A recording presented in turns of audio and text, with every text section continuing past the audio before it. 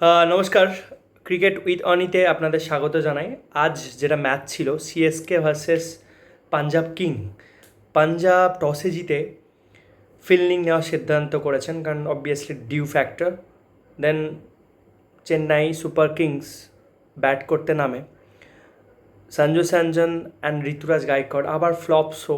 সঞ্জু স্যামসনের 7 বলে 7 run and ঋতুরাজ গায়কোয়াড়ের 22 বলে 28 run. I mean টি-20তে একদমই মানে মেনে নেওয়ারই মতো না, কারণ 22 বলে 28 রান। আই মিন আরও ভালো খেলতে হবে ঋতুরাজ গায়কোয়াড় ক্যান সঞ্জু স্যামসন, কারণ ওপর থেকে খুব ইম্পর্টেন্ট এই দুটো জুটির সিএসকের ভালো পারফরমেন্সের জন্য অ্যাটলিস্ট। বাট আয়ুষ মাত্রে 19 বছরের মুম্বাইকার ইন্ডিয়ান আন্ডার 19 ক্যাপ্টেন যিনি জিতেছেন, খুব ভালো খেলেছে। 73 রান করেছে 43 বলে, অমায়িক খেলেছে। আর একটা প্লেয়ার সরফরাজ খান, ভীষণ আন্ডার রেটেড প্লেয়ার, খুব ভালো। ইভেন উনি ফিটনেসে অনেক জোর দিয়েছেন, তার ফলটা উনি পাচ্ছেন। 32 রান করেছে 12 বলে, ভীষণ সুন্দর খেলেছেন। অ্যান্ড শিবম দুবে সবসময়ই ভালো খেলে। 45 রান করেছেন 27 বলে। একটু মনে হচ্ছিল যে ব্যাক ফুটে ছিলেন যখন তিনি 18 বলে 20 রান এরকম ছিলেন, তারপরে দেখলাম ভালোই খেললো। বাট 209 বানিয়েছিলেন, 210 টার্গেট দিয়েছিলেন সিএসকে। আমি একটু বোলিংয়ে যদি একটু দেখি তো আর্শদীপ আবার সেম, 4 ওভারে 41 রান। আর্শদীপের আমি দেখছি মানে ওয়ার্ল্ড কাপেও আমি দেখছিলাম যে আর্শদীপ কিন্তু কেমন যেন বেশি রান অপচয় করছেন, অনেক রান খেয়ে যাচ্ছেন। এটা কিন্তু আর্শদীপের জন্য মোটে ভালো ব্যাপার না। 4 ওভারে 41 আমি কখনোই চাইবো না। আমি অ্যাটলিস্ট 40 গড়ের উপরে সবসময় রান দেখতে পাই আর্শদীপ সিংয়ের। ইভেন উইকেটও পাননি আজকে।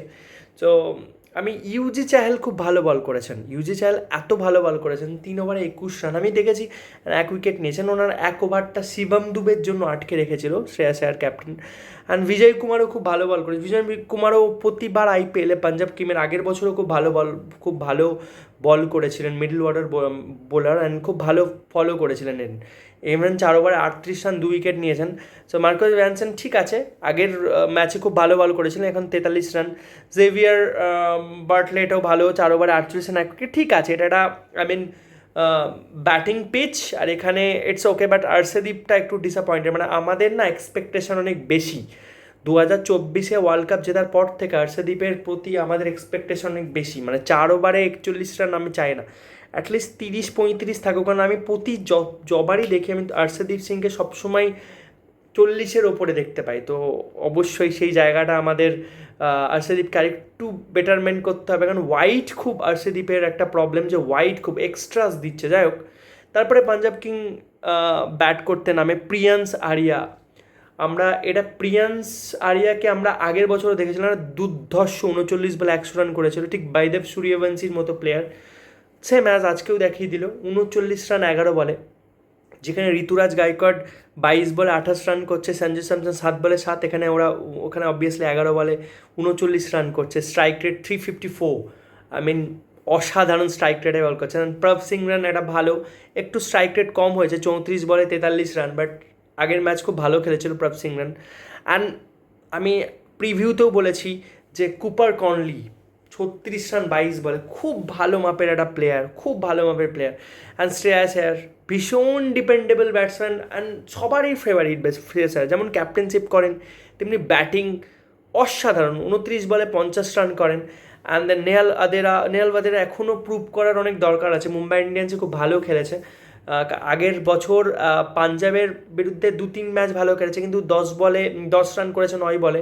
শশাঙ্ক সিং প্রুভেন প্লেয়ার, 6 বলে 14, অ্যান্ড মার্কাস স্টয়নিস 3 বলে 9। আপনারা দেখবেন পাঞ্জাবের কিন্তু অসাধারণ ব্যাটিং লাইন আপ, অসাধারণ। প্রিয়ান্স আরিয়া, প্রভ সিং, তারপরে শ্রেয়াস আয়ার, 4 নম্বরে কুপার কর্নলি, 5 নম্বরে নেহাল ওয়াদেরা, 6 নম্বরে শশাঙ্ক, 7 নম্বরে মার্কাস, 8 নম্বরে মার্কো ইয়ানসেন, 9 নম্বরে বার্টলেট, যে আগের ম্যাচে 6 মেরে জিতিয়েছিল। সো আই মিন বোলিংটা অসাধারণ, মানে ব্যাটিং বোলিং পাঞ্জাব কিং ভীষণ কিন্তু আনস্টপেবল টিম একটা, মানে মনে হচ্ছে ভীষণ আনস্টপেবল। তো ভালো লাগছে দেখে পাঞ্জাব কিংকে। আগের বছরও একটা ফাইনাল একটুর জন্য জিততে পারেনি। খালিল আহমেদ 3 ওভারে 28 রান, ঠিক আছে। আই মিন কালিমুল আগের আগের ম্যাচে খুব ভালো বল করেছিল, ইটস ওকে। ম্যাথ হেনরি আমি বুঝতে পারছি না, একটা টেস্টের বোলার, একটা ওয়ান ডে টেস্টের বোলার, কেন ওকে বারবার বারবার খেলাচ্ছে সিএসকের কাছে আর কিছু অ্যাভেলেবেলের ব্যাপার নেই, কি জানি কেন হারিয়ে গেল। কারণ সিএসকে মানে কিন্তু আমরা জানি দামি দামি বোলার, ভালো ভালো বোলার, রাইট? পাথিরানাকে কেন ছাড়লো আমার না খুব একটা আইডিয়া নেই যে পাথিরানাকে কেন ছাড়লো। যাই হোক, Anshul Kamboj 3 over 4 ball 43 run 2 wicket নিয়েছেন। Noor Ahmad 4 over 38 run, and Rahul Chahar 4 over 46 run. Rahul Chahar ঠিক আছে, বাট রবীন্দ্র জাদেজাকে কোথাও না কোথাও একটা মিস করছে সিএসকে, আমি অলওয়েজ বলবো। একটা ব্যাটিং অলরাউন্ডার, অলরাউন্ডারই বলা যায় রবীন্দ্র জাদেজাকে, একটা কোথাও না কোথাও একটা মিস করছে, একটা বড়ো সড়ো স্পিনিং জিনিসটাকে মিস করছে আমার মনে হয়।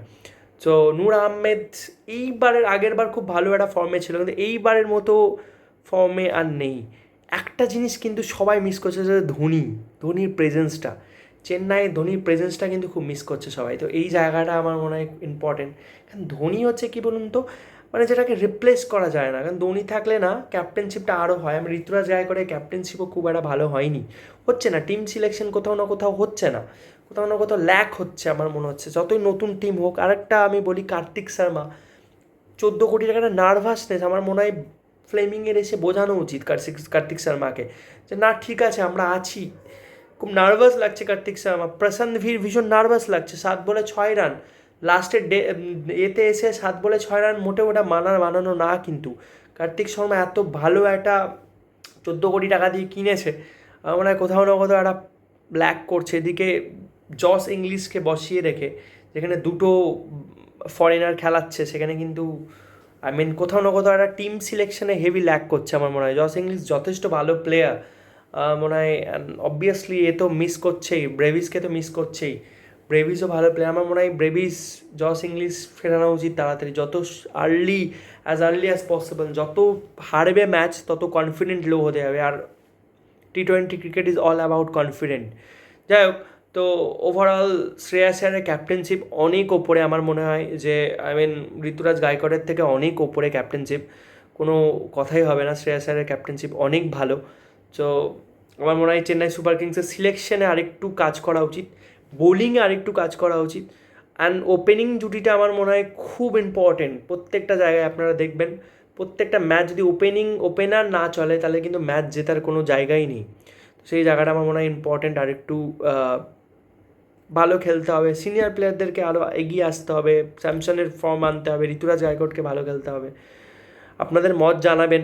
সিএসকে ফ্যানরা ভীষণ দুঃখিত এই পারফরমেন্সের জন্য। সিএসকে একটা লেগেসি টিম, 5বারের চ্যাম্পিয়ন, তো অবশ্যই এরকম পারফর্ম করলে সবাই খুব দুঃখ হবে। বাট পাঞ্জাব কিং সরপাঞ্চ সাহাব যখন থেকে এসছে শ্রেয়াস আয়ার, তখন থেকে টিমটা একটা আলাদাই জাস্ট সেরা খেলছে।